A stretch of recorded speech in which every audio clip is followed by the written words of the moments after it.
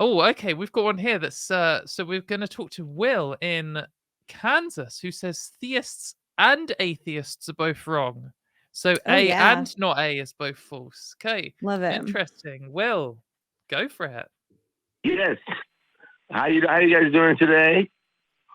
Great, Awesome. thanks. I want to say How are we wrong? good. Well, first off, I want to say Sinn. I'm a huge fan, but aside from that, Aw, um, thank you. I follow the Clarence Darrow theory. Clarence Darrow once said, "I am an agnostic. I do not pretend to know what ignorant men are sure of." Now, you guys are right. You can't prove that God is real, but at the same time, you can't prove that He's not real either. Oh Because yeah, I mean, that's pretty I much, agree. we concede to that. Yeah. Yeah. exactly. So when you say atheist, I mean there is a third option, which is what I am, which is an agnostic.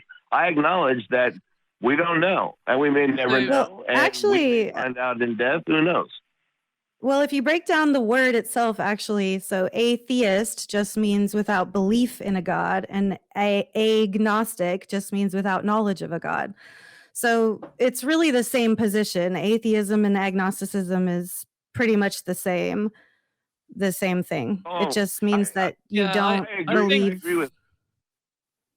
I think this is like I'm a sorry. kind of. I'm sorry. This is okay. I think this is I just kind agree of with like the a word. definition.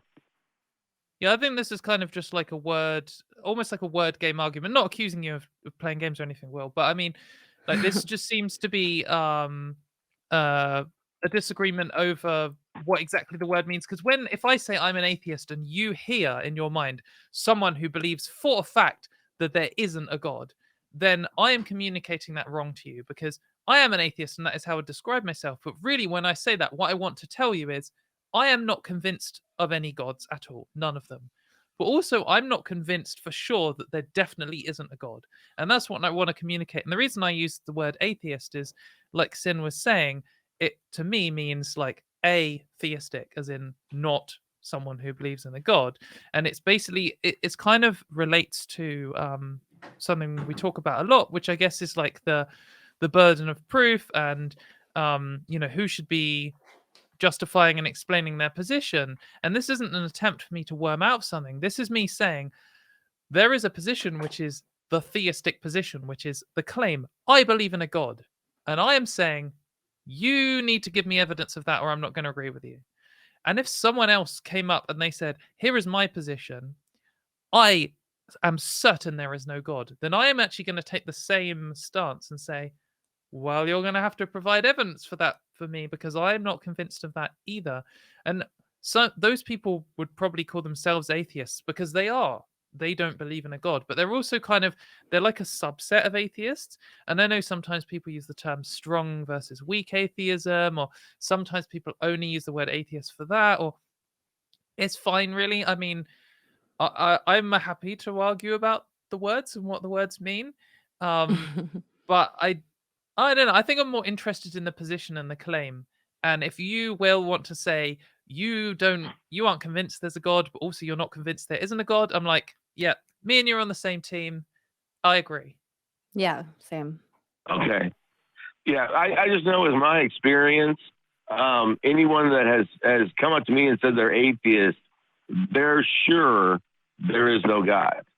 And so If that's some are, why yeah, I for always sure. say I'm an agnostic, is because I can't, I don't know, and you don't know, and nobody knows. Yeah. There's no way to tell. Yeah. Just like you were saying Well, earlier about the Big Bang Theory and all that. It's like we don't know. We don't know what it all started.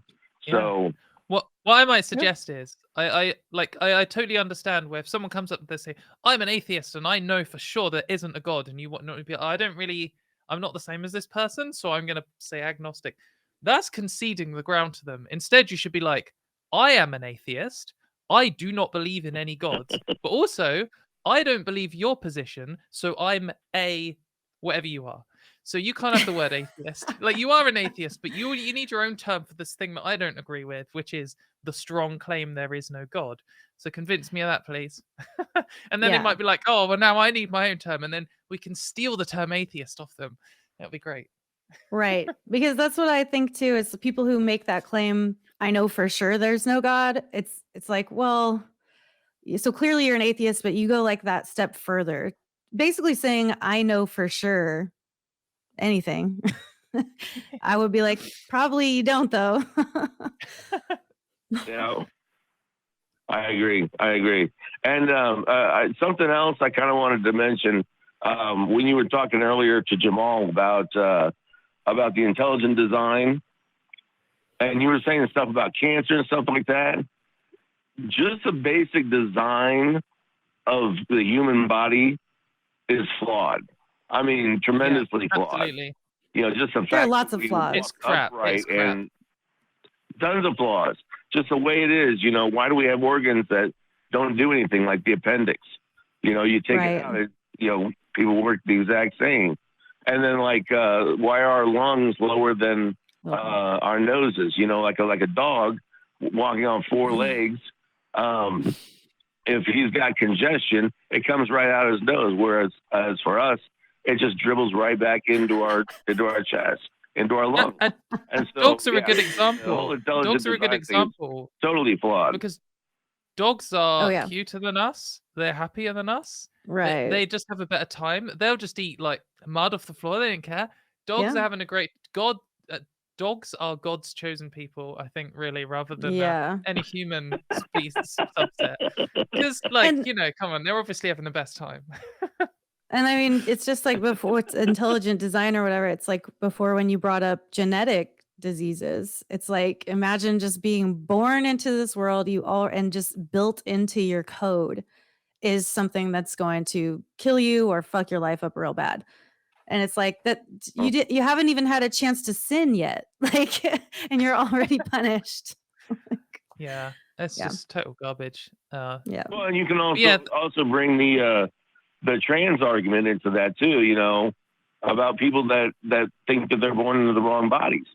You know, I mean, that whole thing right there. Why is that even being allowed? Why aren't they born in the right body to begin with?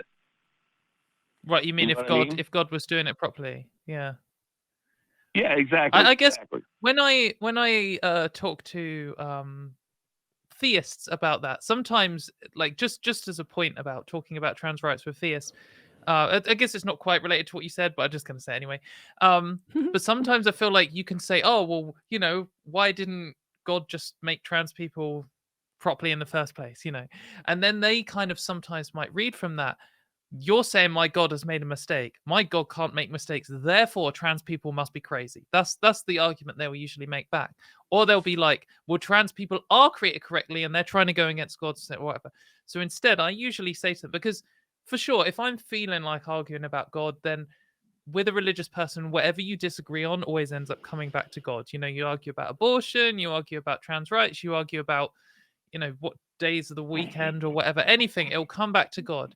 And that's a big discussion, and you have to tear apart someone's entire worldview in order for them to win over. So instead, I often say to them, well, obviously God gives everyone different challenges in life, and for some people he's chosen that they have to be born in a poor country for some reason and work for $1 a day, whereas some people he's chosen the struggle of changing sex and gender, and then they might be like, oh, that's cool. And of course I won't then immediately bring up about how immoral that is and how the God that created them is therefore evil, and how there are some people in fact who are earning less than $1 a day and are trans at the same time. But I think sometimes you just need to win over a little bit of empathy with them. But I think too that, like, the very idea of necessarily saying that a trans person was born into the wrong body, like the wrong body, it's that's saying that, I don't know, I feel like that's making assumptions like a step too far. It's kind of like, oh, God doesn't make mistakes, so then trans people must be fine in his eyes, right? Because he doesn't make mistakes. Like, Do you know what I mean? And I don't think it's necessarily the wrong body. I think it's maybe just like, I don't feel comfortable in this body. So I'm going to try to find ways to make myself feel comfortable in this body, in this society where I have to present myself as something. I guess I have to choose, you know? So it's like, I'm going to choose the thing that like makes me feel comfortable in my own body, whatever that looks like. Because it's not even that, like, there's tons of non-binary people out there that are also a vast spectrum of gender expression. And so, you know, it just isn't this black and white thing. And they try to use genes like that, like chromosomes, but there's a wide variety of spectrum in chromosomes as well. And so just looking at someone and being like, I can tell exactly how they're meant to present to the world. It's like, you can't though. And also your God story, it doesn't add up. You basically started a bigotry because it makes you uncomfortable and then found your way to it, you know, trying to use with God. the Bible Like God, or whatever. God doesn't even mention trans people. Well, at least the Christian God doesn't mention trans people even once. So, just making all these assumptions about what he would think. I mean, God obviously created trans people because he created everything, and he obviously wrote everything he knows in the Bible and didn't mention trans people. So basically what he's saying is anything trans people do goes fine. That there's no laws for trans people. If you're trans, do what the fuck you want. God said nothing. You're not even, you know, you can cover anyone's oxen. Cover the fuck out of that oxen. Do what you want. The 10 Commandments don't apply to you. Go wild. Dinosaurs weren't mentioned either, so, you know. Yeah. Weird, right? Pretty odd. Yeah. I do have another question for you. I do have another question for you. Yeah, good. And I don't know if you can answer this. It's real quick. Okay.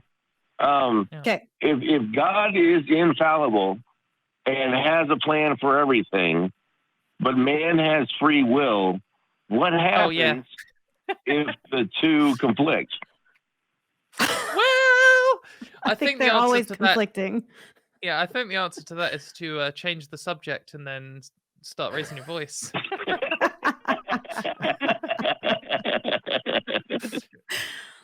Yep. Yeah, no, I totally agree. It's the. I mean, this also is interestingly a discussion in, I guess, outside of religion. There's also this argument about if we know all of the starting states of all of the particles in your entire body, and we knew all of the momentums, if we had all of the information about every single aspect of you, could we predict what you're about to do? And if so, then you don't have free will. And is that true not just obviously for people, but for is everything in the universe deterministic or not? Is there some random elements? And if there are random elements, is the decisions you're making just like deterministic with a like random number generator, or is there some other kind of factor? That's a really interesting discussion. But I think when you're doing that discussion, you're talking about particles and stuff, it's like, oh, we don't know, let's find out. But when it's God, it's like, well, we know, and we know it's a logical contradiction, and no, you're not allowed to ask us about it. Yeah, that's what I was going to say. Like, these are the big questions that are really fun for atheists to just talk about these things and try to, you know, come up with answers that we're never going to have, but they're fun ideas to play around with. But for a lot of people, these are the questions that frighten them, and they would rather just shut it down and have it answer. And that's how we end up here with a show like Talk Heathen. But yeah, thanks. Let's just do a little bit more discussion on that, because I was going to say there is another caller who wants to talk about free will, and I think maybe if we elaborate a little bit more here, then I don't know. I don't want to say we won't narrow it down for the call. Yeah, but you saying about being afraid. I understand that people are afraid of these things. Like, I understand that people are afraid that they might not have free will, or that or this kind of stuff. And for some reason, they get comfort in both, like, almost destiny, but also in the fact that they have their own decision. I don't. I maybe I'm just a very anxious person, but the idea that the whole universe is deterministic kind of means I'm like, oh, the pressure's off me then, isn't it? Like, that's just gonna happen anyway. Just exist.